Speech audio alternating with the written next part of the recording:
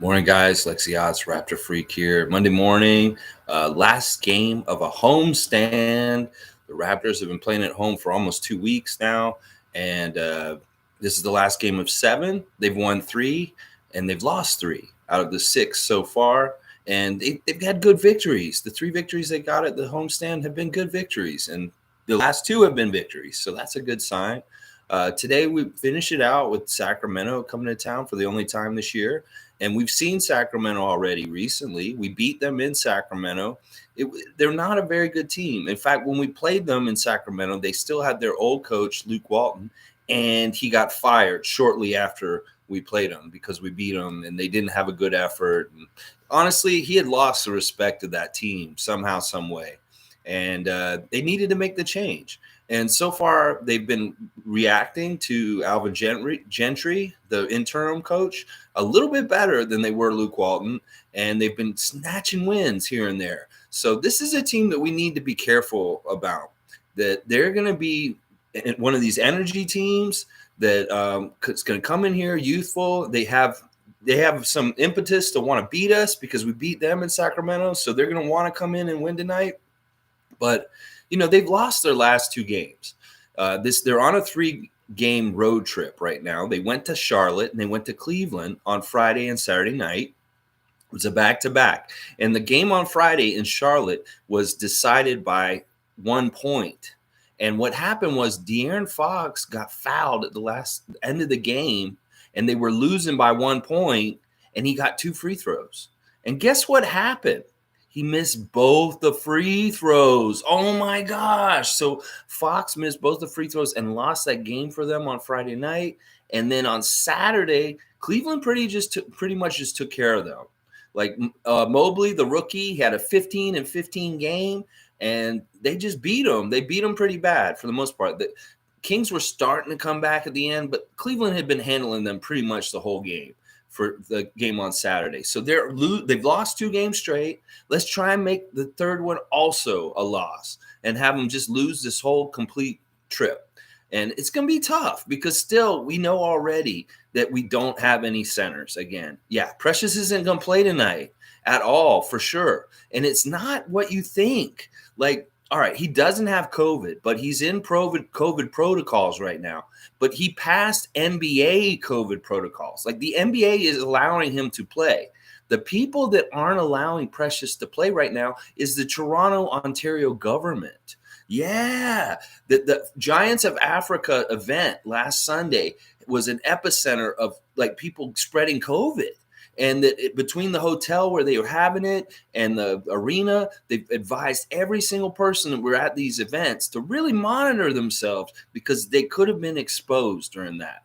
And because Precious, I think, was a part of that and he was around it more than the other guys, the city of Toronto is saying that Precious has to be in COVID protocols. It's not the NBA. The NBA has cleared him. He is allowed to play as far as the NBA is concerned. This is actually the government of Canada that's stopping Precious from playing today. So that's a little weird and too bad. But hopefully maybe his shoulder's okay and he'll be back for tomorrow because he could clear protocols that quick. Because it's not that he has anything. It's just, and it's not even that he tested positive.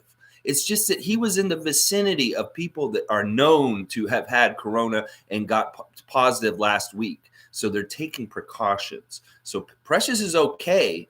It's just that he's being held out by the law. So, and for sure, no Cam and no OG today. And David Johnson's still on the injury report too. On the other side for Richaun Holmes is the only major name on the Sacramento list. He has been ruled out for today for sure. He's their center. So that's kind of good. That makes it a little more even. We have our center injured. And they've been starting Marvin Bagley more recently. Their starting lineup very interesting because now Terrence Davis is starting for them all of a sudden. So we should expect to see Terrence Davis play a lot tonight for Sacramento. And Alex Len has been starting at center for them recently. So that'll be interesting to see those 2 former Raptors in action against us tonight. Hopefully we can make them look really bad. So I expect to see a lot more Scotty playing defensive pivot tonight again, like he did in the last game. He did a really good job, and he's making me more and more believe that we may be okay with what we've got. It's just that he's got to develop into being more of a defensive center, and that he can do it. He's going to be able to do this. He's just going to get bigger and stronger. And right now, he's already handling his own pretty good down low with a lot of the big guys in the league. So, but it's also, you want to balance him getting burnout or getting too physical or possibly getting hurt in different ways with him growing and developing. You don't want to throw him in the fire or overwork him, overuse him too early, because that can be really dangerous and bad for a player that's too young. So I really hope that they start to kind of, watch his minutes and maybe not play him in such physical situations where he's got to play against a much bigger center. Let Chris still do that, or hopefully these guys will just get back, Kem and Precious, and they can play the big physical centers. But Andrew, good morning. Let's go Raptors. We're playing the Kings today. It's going to be fun. It'll be an entertaining game of energy. There'll be a lot of fuck ups. There'll be a lot of crazy plays. Hopefully we can just handle them and beat them. Like, one of the things about Sacramento is they're a really piss poor 3-point shooting team right now. Like, I know they have Buddy Hield and they have a couple other guys that seem like they should be really good 3-point shooters, but they're not. So we kind of can let them have the 3-point shot, but really watch for them down low and mid-range. Those are the areas we really need to guard them well tonight. And of course, we got to beat them on the rebounds, and we got to get the 50-50 balls, because what's really been deciding their games recently is 50-50 balls, that they haven't been as aggressive getting to the loose balls and getting to the rebounds and stuff as the teams they've been playing, which were Cleveland and Charlotte on this trip, and they both outworked them. And that Charlotte game was really super close and really disappointing for them. So they still have a bad taste in their mouth, and they want to try and avenge it, but they couldn't the next night. So they may try something tonight. But we just need to play really, really well and continue to do the defensive excellence we had in the last game, and continue to find new developments and wrinkles in our offensive game by more passing and synergy between the players as they get to know each other. I'm really excited about the game tonight, and I feel real good about it. I think that we should beat them. And the other thing that they need to look at is this is a 7-game homestand. We're 3-3 right now. We want to have a winning record during this homestand. So this is basically it. Win this game tonight, and you had a winning record during the 7 games. And plus, our record in December is really good so far. We're 3-1 so far in December. That's way better than we were in November. And that's even with all our injuries still right now. So it's pretty crazy. Starscream, good morning, man. You see KD last night? Man, it's surreal having a player like that on your team. Is that how you felt having Kawhi that year? I can understand the feeling you're talking about. It's that feeling of knowing that you've got like the best player on the court no matter what. Like, it's 99% going to be your guy is the best guy out there. And I recently heard some, I forget what player it was, but a player from the championship year for the Raptors talked about that swagger of going on the court with Kawhi on the team. And it is a very real thing. Like, you feel like you can defeat the world. You feel like you have like a really big gun. You feel like you have like a weapon that is really like the best weapon out there. So you have a certain swagger, you have a certain kind of confidence, and your whole team kind of carries it because of that. That's part of what great players do to teams to make them even better. Because when you're going out on the court with somebody like Kobe Bryant, you feel pretty good about how things are going to go. LeBron James, same kind of thing. But yeah, Kevin Durant, definitely one of those kind of guys that you feel real good lining up with on your side when you have them on your team, for sure. So I know exactly that feeling you're talking about. And we did have that feeling the year we had Kawhi. There were a lot of games where I felt really good that he was playing. And there would be games where he would sit for load management, and I'd be like, oh, fuck. And I'd be like, I wish he wasn't sitting, because he is really kind of that good insurance and peace of mind that, we've got a really good chance to win because this guy's involved in the game. So tomorrow, we'll see you guys tomorrow. We'll see. I know you guys are off tonight, so we're going to have to come in on a back-to-back and play you guys in Brooklyn tomorrow night. And hopefully we'll have some good momentum from a win tonight. But I'm not getting ahead. I haven't looked at what y'all have done lately yet. I'm going to do that tonight after the game with Sacramento, because I really do believe in that whole thing about don't look too far ahead and get ahead of yourself. I know we got Brooklyn tomorrow, but we got business to take care of with Sacramento tonight. So that's the way I'm looking at it. But I totally know what you're talking about, Starscream. And it's such a nice thing to have. And I feel like eventually we're going to get that with Scotty Barnes. We'll have that kind of feeling with Scotty Barnes about having him on our team and feeling a sense of security that we have a good chance to win just because he's on our side. So we'll see what happens. Oh man, well, good luck. Obviously, I want to win, but hopefully everybody comes out healthy at the game. Yeah, especially this year. It's just so disappointing. And it's too bad that something like an X factor like the pandemic with different stupid things is involved with messing up people's records. Like Chicago's really getting it bad right now. Like they're really worried about having enough guys this week to play their games because they're having a bunch of dudes having to go into COVID protocols all of a sudden, other than DeMar. And will they have 8 guys to suit up? And we see them on Thursday, not even getting more ahead of that. But like, that's something I'm thinking about too this week is that what Chicago team are we going to see? We play them twice in the next week. What team are we going to have to play in the next week? And it may be really work out for us that we get to play a lesser Chicago team because so many guys are missing. But this is going to happen. And knock on wood, that we don't have anything happen like last year with the COVID outbreak in like January or February last year, where all our coaches and half our team were out. So it sucks, man. This COVID thing is not the kind of X factor we want in the NBA right now. I mean, Raptors have enough trouble with our own real injuries to not have to have Precious sit out tonight just because he was near people that got COVID later. And like I said at the beginning of the broadcast, it's not the NBA telling telling Precious he can't play. It's the Toronto government, it's the city government and the Ontario government that have not cleared him to be allowed to play, which is crazy that there's these different governing bodies that have to clear people right now to play. And that sucks. I just hope that he gets cleared and he's on the trip to go to Brooklyn tomorrow, because we really do need Precious back. We need a center.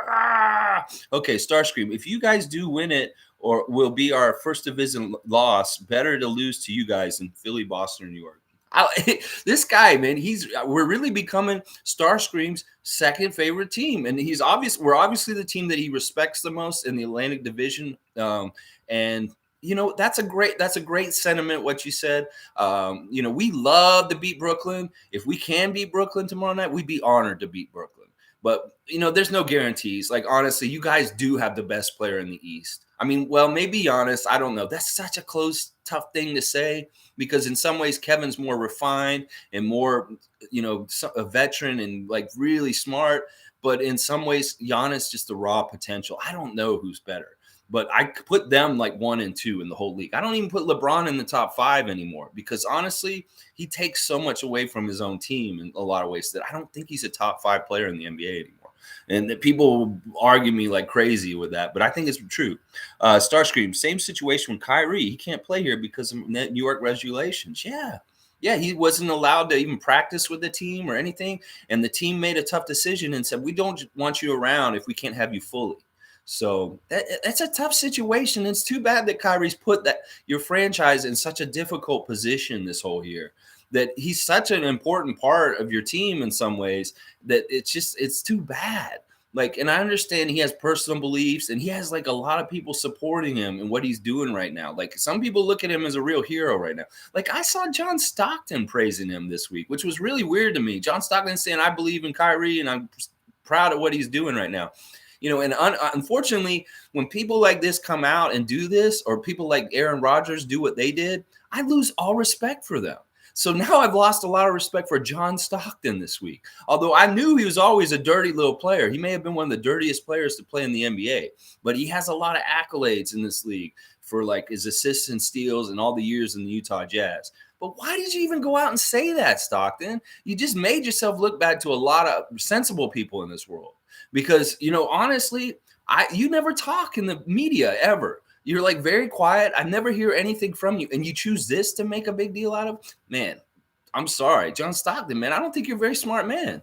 So, yeah, he's dirtier than Kyle. That's a hard thing to beat. He really is. Like, you talk to anybody, any former player from that era when John Stockton and Malone were playing, those two motherfuckers were two of the dirtiest guys. They were like a wrestling tag team because you'd be up front at the top of the key and Stockton would hit you with a dirty pick. Or he'd actually hit people when he was like, they run by him. He'd hit him. He'd hit him. And then like Malone down low with his elbows. Oh my gosh, his spinning elbows, he bop, bop, bop, bop. He did a little LeBron to Isaiah Stewart to everybody all the time at the down low. He was hitting people with his elbows left and right all the time, Karl Malone. So yeah, this is it's fun talking about the old dirty players and stuff like that. All right, but let me get back on track. So Sacramento tonight, we just got to out energy them. This once again, there's two types of teams in these leagues right now. There's these older veteran teams that try and coast and play a cerebral game and beat you with their mind and matchups and just talent and the way they do it, kind of like Brooklyn with Kevin Durant. That's a cerebral team in some ways. And then you have all these plucky, young, energetic teams. They're just doing it by will and hard work and trying to win that way. And there's quite a few of those teams right now. And Sacramento's one of them, and we're one of them.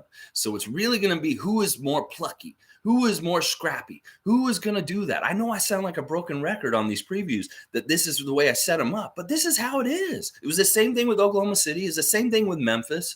It's going to be the same thing tonight, where hopefully we win this time, but we outwork them. And we beat the crap out of them, because I want a good win tonight, because we need some momentum going into tomorrow. It's going to be a tough game tomorrow. I know tomorrow's going to be a tough game. And plus, I would have loved to play the Kings yesterday, but they couldn't have the Kings play 3 nights in a row. They would have played Friday, Saturday, Sunday. So they get this day off, and then we have to do a back-to-back because of it. But it is what it is. So what? What else did I want to talk about? I wanted to talk about the new open gym.